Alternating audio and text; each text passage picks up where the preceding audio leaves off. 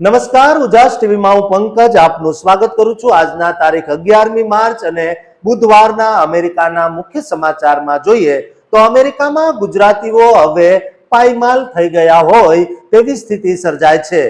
ટ્રમ્પની આકરી નીતિઓના કારણે ગુજરાતીઓ જે લાખોના દેવા કરીને $2 કમાવા માટે અમેરિકા ગયા હતા તે હવે સોશિયલ મીડિયા પર $1 ભીખ એટલે કે મદદની અપીલ કરી રહ્યા છે।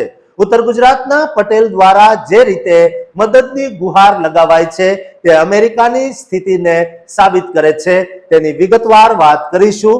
ઉપરાંતના સમાચારમાં જોઈએ તો અમેરિકામાં એક પટેલ યુવક છેલ્લા 11 વર્ષથી FBI ની મોસ્ટ વોન્ટેડની યાદીમાં આવી ગયો છે। આ યુવક પર ગંભીર ગુનાઓ છે, તેને પકડવા માટે ઇનામની રકમ વધારી દેવામાં આવી છે। જે વ્યક્તિ તેની માહિતી આપશે તેને $1 મિલિયન આપવામાં આવશે, સાથે જ તેનું નામ પણ ગુપ્ત રાખવામાં આવશે। આ સિવાયના સમાચારમાં જોઈએ તો અમેરિકામાં ફરી એક ભારતીય અમેરિકાના પવિત્ર સ્થળ પર જઈને યુવતી સાથે શરમજનક હરકત કરી છે, જેને લઈને હવે તેને ડિપોર્ટ કરવાની માંગ ઉઠી છે। આ યુવકે યુવતી સાથે એવું તો શું કર્યું કે તેનો વિડીયો પણ સોશિયલ મીડિયામાં વાયરલ થઈ રહ્યો છે, તેની વિગતવાર વાત કરીશું। તો ચાલો તમામ સમાચાર જોઈએ વિસ્તારથી। દોસ્તો, જે અમેરિકાના સપના માટે પરિવારોએ પોતાની જમીન મૂડી વેચી નાખી, આજે જ સપનું એક ભયાનક દુઃખદ સ્વપ્ન બનીને કેમ પાછું ફરી રહ્યું છે। ગઈકાલ સુધી જેમને અમેરિકા મોકલવા માટે આખું ગામ ફાળો ઉઘરાવતું હતું, આજે એ જ લોકો વતન પાછા આપવા માટે કેમ ભીખ માંગવા મજબૂર બન્યા છે। શું ક્રાઉડ ફંડિંગ હવે આર્થિક બરબાદીનું નવું સરનામું બની ગયું છે? જે હસતા મોઢે ન્યુયોર્ક અને શિકાગો ગયા હતા, તેમની પાછા ફરવાની વેદના અને લાખોના દેવા પાછળનું સત્ય જાણવા માટે આ વિડીયોને અંત સુધી જોતા રહેજો, કારણ કે આ માત્ર સમાચાર નથી પણ હજારો ગુજરાતી પરિવારોની બરબાદીની એક કરુણ દાસ્તાન છે। મિત્રો, અત્યારે અમેરિકામાં વસતા અને ત્યાં ફસાયેલા અનેક ગુજરાતીઓ માટે વતન પરત ફરવું એ જીત નહીં પણ એક મોટી આર્થિક હાર સાબિત થઈ રહી છે। અને આ પરિસ્થિતિમાં હવે લોકો ક્રાઉડ ફંડિંગ એટલે કે લોકો પાસે નાણાકીય મદદ માંગવાનો આશરો લઈ રહ્યા છે। એક સમય એવો હતો કે જ્યારે ચરોતર કે મહેસાણાના ગામડાઓમાં કોઈને અમેરિકા મોકલવા માટે સમાજ હોંશે ફંડ એકત્ર કરતો હતો, પણ આજે સ્થિતિ સાવ પલટાઈ ગઈ છે, કારણ કે હવે લોકો દેશ નિકાલ એટલે કે ડિપોર્ટેશન પછી પાયમાલ થઈને પાછા આવવા માટે પૈસા માંગી રહ્યા છે।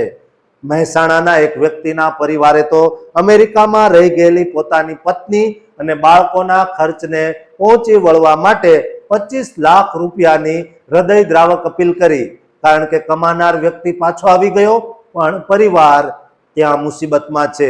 એવી જ રીતે ગાંધીનગરના એક વ્યક્તિનો કિસ્સો સામે આવ્યો છે, જે વર્ષ 2022માં જીવના જોખમે મેક્સિકોના રસ્તે ગેરકાયદે રીતે અમેરિકા પહોંચ્યા હતા અને તે માટે તેમણે 50 લાખ રૂપિયાની જંગી લોન લીધેલી, પણ હવે ડિપોર્ટ થયા પછી એ દેવું કેવી રીતે ચૂકવવું તે મોટો પ્રશ્ન છે અને તેઓ સમાજ પાસે મદદની આશા રાખી રહ્યા છે।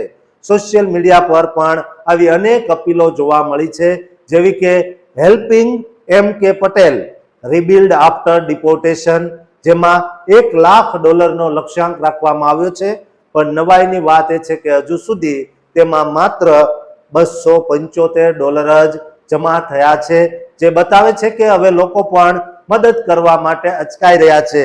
આ સ્થિતિમાં પરિવારોની આર્થિક અને માનસિક હાલત અત્યંત ખરાબ છે, કારણ કે જ્યારે કોઈ વ્યક્તિ પોતાની મરજીથી પાછા આવવાનું નક્કી કરે એટલે કે સેલ્ફ ડિપોર્ટ થાય, ત્યારે વિમાનની ટિકિટનો ખર્ચ તો સરકાર આપે છે, પણ જે પાયમાલ થયેલા લોકો માટે આ અહીંયા આવ્યા બાદ શું કરવું તે અશક્ય બની રહ્યું છે। અમેરિકાના આકર્ષણમાં ફસાઈને લાખોનું દેવું કેવી રીતે ભરવું, અને દેવું લેનારા આ પરિવારો આજે વતન આવ્યા પછી પણ સમાજમાં પોતાનું મોઢું બતાવી શકે તેવી સ્થિતિમાં નથી અને ઉપરથી લેણદારોનો ત્રાસ તેમને માનસિક રીતે તોડી રહ્યો છે। આ કિસ્સાઓ એ દરેક વ્યક્તિ માટે લાલબત્તી સમાન છે, જેઓ ગેરકાયદેસર રીતે અમેરિકા જવાનું જોખમ ઉઠાવે છે, કારણ કે અંતે તો મિલકત અને માન સન્માન બંને ગુમાવવાનો વારો આવે છે. આજના રિપોર્ટમાં આટલું જ. વિદેશ જવાના આ જોખમી રસ્તાઓ અને તેના પરિણામો વિશે વધુ જાણકારી માટે તમામ લોકોને આ વિડીયો શેર કરજો, જેથી કોઈને મદદ મળી રહે અને કોઈ આ રીતે અમેરિકા જતું હોય તો અટકે. દોસ્તો, ચેનલને સબસ્ક્રાઇબ કરવાનું ચૂકતા નહીં. શું એ મધરાતની ભયાનક ભૂલ કોઈનું જીવન નરક બનાવી શકે? જે હાથોએ લગ્નમાં સાથ નિભાવવાના કોલ આપ્યા હતા, એ જ હાથોએ કેવી રીતે રક્તપાત ખેલ્યો અને આખી દુનિયાની સુરક્ષા એજન્સીઓને પડકાર ફેંકી દીધો. અમેરિકાની ધરતી પર બનેલી એક કાળજાળ ઘટના જેણે ગુજરાતી યુવાનને FBI સૌથી ખતરનાક ગુનેગારોની યાદીમાં લાવી દીધો. તેનું રહસ્ય આજે ફરી કેમ ચર્ચામાં આવ્યું? શું 8 કરોડથી વધુનું આ જંગી ઇનામ આ ફરાર હત્યારાને પાતાળમાંથી પણ શોધી કાઢશે? આજે અમે વાત કરીશું એ રસ્તાઓનો જ્યાં ભદ્રેશ કુમાર પટેલ છેલ્લી વાર દેખાયેલો, અને તમને જણાવીશું કે માર્ચ 2026ની આ નવી અપડેટ તમારા માટે કેમ ચોંકાવનારી છે. તો આ વિડીયોને અંત સુધી જોતા રહેજો. મિત્રો, અમેરિકાની તપાસ એજન્સી FBI એ 10 માર્ચ 2026ના રોજ એક અત્યંત મહત્વની જાહેરાત કરી છે, જે સીધી રીતે આપણા ગુજરાત સાથે જોડાયેલી છે, કારણ કે વર્ષ 2015 થી ફરાર ભદ્રેશ કુમાર ચેતનભાઈ પટેલ પરનું ઇનામ હવે વધીને $1 મિલિયન એટલે કે અંદાજે 8.3 કરોડ રૂપિયા કરી દેવામાં આવ્યું છે. આ અગાઉ આ ઇનામ $2.50 લાખ હતું, પણ FBI ની નવી પોલિસી મુજબ હવે આ ગુનેગારને પકડનારને 8 ગણું મોટું ઇનામ મળશે. આ ઘટના 12 એપ્રિલ 2015ની મધરાતે મેરીલેન્ડના હેનોવર વિસ્તારમાં આવેલા ડંકિન ડોન્ટ્સ શોપમાં બની હતી, જ્યાં ભદ્રેશ કુમાર અને તેની પત્ની, જે 21 વર્ષની હતી, તેનું નામ પલક પટેલ, નાઇટ શિફ્ટમાં કામ કરી રહ્યા હતા અને ગ્રાહકોની હાજરીમાં જ પાછળના રૂમમાં ભદ્રેશ કુમારે પલક પર ભારે વસ્તુથી અનેક વાર હુમલો કરી તેની ક્રૂરતાપૂર્વક હત્યા કરી નાખી. હત્યા કર્યા પછી ભદ્રેશ કુમાર ખૂબ જ આયોજનબદ્ધ રીતે ત્યાંથી ભાગ્યો, કારણ કે તે પહેલા પોતાના એપાર્ટમેન્ટ પર ગયો, ત્યાંથી થોડા કપડાં અને રોકડા લીધા અને ટેક્સી કરીને ન્યુયોર્ક લિબર્ટી ઇન્ટરનેશનલ એરપોર્ટ નજીકની એક હોટલમાં રાત્રે 3 વાગ્યે ચેક ઇન કર્યું અને સવારે 10 વાગ્યે ત્યાંથી નીકળીને તે ન્યુયોર્ક પેન સ્ટેશન પહોંચ્યો, જ્યાં તે છેલ્લી વાર CCTVમાં કેદ થયેલો. વિરમ ગામના કાંતરોડી ગામનો વતની એવો આ 35 વર્ષનો યુવાન આજે FBIના 10 મોસ્ટ વોન્ટેડ લિસ્ટમાં 514માં નંબરે છે અને તેની સામે ફર્સ્ટ ડિગ્રી મર્ડર તેમજ ધરપકડથી બચવા માટે ભાગી જવાના ગંભીર ફેડરલ વોરંટ ઇસ્યુ થયેલા છે. FBIનું અનુમાન છે કે ભદ્રેશ કુમાર કદાચ કેનેડા અથવા ભારત ભાગી ગયો હોઈ શકે અને તે સશસ્ત્ર તેમજ અત્યંત જોખમી હોવાની ચેતવણી આપવામાં આવી છે. ખાસ વાત એ છે કે FBI એ 2017થી આ ગુનેગારના પોસ્ટર ગુજરાતી સહિત 5 ભાષાઓમાં જાહેર કર્યા છે, જેથી વતનમાં પણ તેની ઓળખ થઈ શકે. બાલ્ટીમોર ફિલ્ડ ઓફિસના special agent in charge Jimmy પોલે જણાવ્યું છે કે આ જંગી ઇનામની રકમથી ચોક્કસપણે કોઈ નવી ટિપ્સ મળશે અને પલક પટેલને ન્યાય મળશે. જો તમારી પાસે આ વ્યક્તિ વિશે કોઈ પણ માહિતી હોય તો તમે toll free number 1800 call FBI પર અથવા નજીકની US એમ્બેસીમાં સંપર્ક કરી શકો છો અને તમારી ઓળખ દોસ્તો ગુપ્ત રાખવામાં આવશે.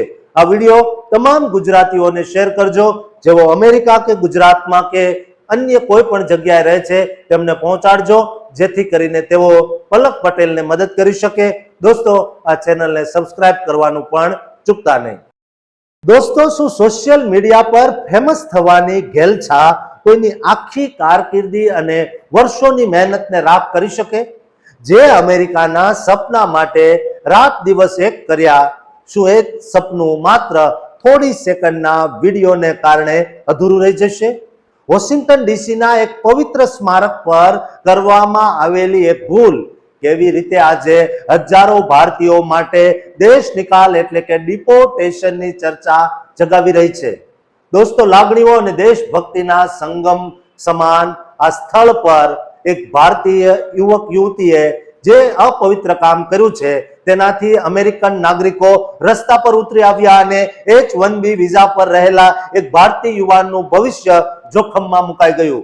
આ હૃદયદ્રાવક અને સંવેદનશીલ કિસ્સાનું સત્ય જાણવા માટે અંત સુધી જોડાયેલા રહેજો, કારણ કે આ માત્ર એક વાયરલ વિડીયો નથી, પણ વિદેશમાં રહેતા દરેક ભારતીયના સન્માનની લડાઈ છે. મિત્રો, અમેરિકાના વોશિંગ્ટન ડીસીમાં આવેલા national world war II memorial ખાતે એક ડાન્સ વિડીયો વાયરલ થતા મોટો વિવાદ સર્જાયો છે અને તેમાં ભારતીય મૂળના મધુ રાજુ નામના યુવાનને ડિપોર્ટ કરવાની માંગ ઉઠી રહી છે.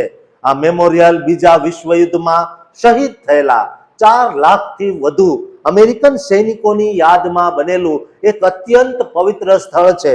પણ મધુ રાજુએ ત્યાં એક મહિલા સાથે ડોન્ટ રશ ચેલેન્જ પર ડાન્સ રૂટીન કરીને ટિકટોક પર પોસ્ટ કર્યો. માર્ચ 5, 2026 ના રોજ આ વિડીયો વાયરલ થતા જ અમેરિકન વેટરન્સ અને સ્થાનિક લોકોમાં ભારે રોષ જોવા મળ્યો અને સોશિયલ મીડિયા પર તેને 6 મિલિયનથી વધુ વ્યૂઝ મળ્યા. એન્ટી ઇન્ડિયન સેન્ટિમેન્ટ એટલે કે ભારત વિરોધી વાતાવરણ ઊભું થયું. મધુ રાજુ ડલાસ ટેક્સાસમાં રહે છે અને પાલો અલ્ટો નેટવર્ક્સ જેવી પ્રતિષ્ઠિત કંપનીમાં ક્લાઉડ નેટવર્ક સિક્યુરિટી એન્જિનિયર તરીકે કામ કરે છે. પણ વિવાદ વધતા તેમણે પોતાના તમામ સોશિયલ મીડિયા એકાઉન્ટ્સ ડિલીટ કરી દીધા છે. સૌથી ગંભીર બાબત એ છે કે મધુ રાજુ H-1B વિઝા પર અમેરિકામાં છે અને નિયમ મુજબ તેઓ માત્ર પોતાની સ્પોન્સર કંપની માટે જ કામ કરી શકે છે, પરંતુ તેઓ મેડ ડલાસ નામનો પોતાનો પર્સનલ ડાન્સ સ્ટુડિયો ચલાવીને પેડ ક્લાસીસ લેતા હોવાના આરોપ લાગ્યા છે, જે વિઝા વાયોલેશન એટલે કે કાયદાનું ઉલ્લંઘન ગણાય. આ ઘટના બાદ અમેરિકાની ઇમિગ્રેશન એજન્સી આઈસને અનેક રિપોર્ટ કરવામાં આવ્યા છે અને લોકો તેમને નોકરીમાંથી કાઢી મૂકવાની માંગ કરી રહ્યા છે. જો કે મધુ રાજુએ માફી માંગતા કહ્યું છે કે તેમનો ઈરાદો કોઈનું અપમાન કરવાનો નહોતો, પણ અમેરિકનોનું કહેવું છે કે આ પવિત્ર સ્થળ ટિકટોક સ્ટેજ નથી. હાલમાં પાલો અલ્ટો નેટવર્ક્સ તરફથી કોઈ સત્તાવાર નિવેદન આવ્યું નથી, પણ દોસ્તો, સોશિયલ મીડિયા પર એવી અફવાઓ છે કે તેમને નોકરીમાંથી કાઢી મૂકવામાં આવ્યા છે. ઇમિગ્રેશન વિભાગ અત્યારે આ કેસની સમીક્ષા કરી રહ્યું છે અને જો વિઝા રદ થાય તો તેમને 60 દિવસમાં અમેરિકા છોડવું પડી શકે છે. આ કિસ્સો વિદેશમાં વસતા આપણા ગુજરાતી ભાઈ બહેનો માટે એક મોટી શીખ છે કે વિદેશી સંસ્કૃતિ અને ત્યાંના શહીદ સ્મારકોનો આદર કરવો અત્યંત અનિવાર્ય છે, કારણ કે એક વ્યક્તિની ભૂલ આખા સમાજની, ભારતીય સમાજની છબી બગાડી શકે છે.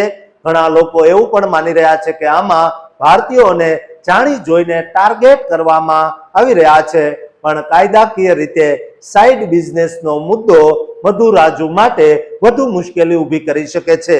આજના ખાસ અહેવાલમાં આટલું જ. દોસ્તો, તમારું શું માનવું છે? વિદેશમાં વસતા ભારતીયોને લગતી આવી જ સચોટ માહિતી માટે અમારી ચેનલને સબસ્ક્રાઇબ કરજો અને મધુ રાજુ સાથે શું થવું જોઈએ તે કોમેન્ટ જરૂર કરજો.